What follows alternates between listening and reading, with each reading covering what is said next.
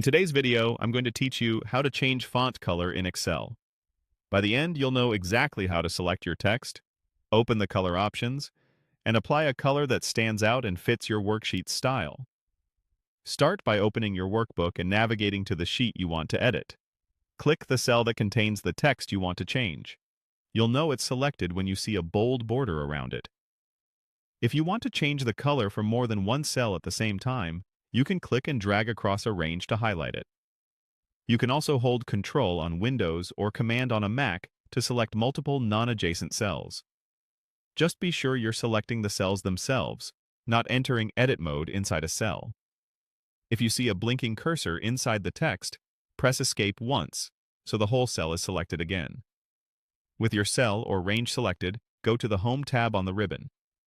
In the font group, look for the Font Color control. It's the letter A with a colored underline. This is the button that applies color to your text.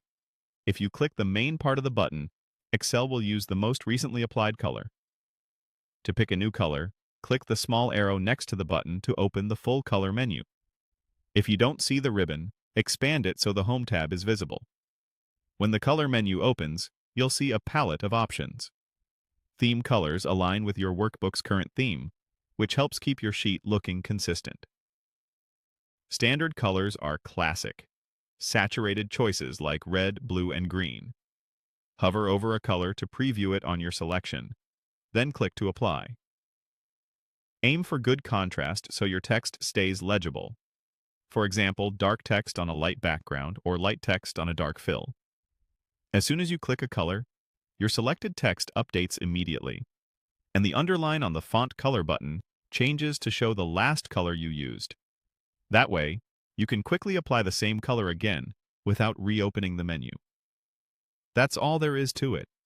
Select the cells that contain your text, open the Font Color options on the Home tab, and choose the color that works best for your data.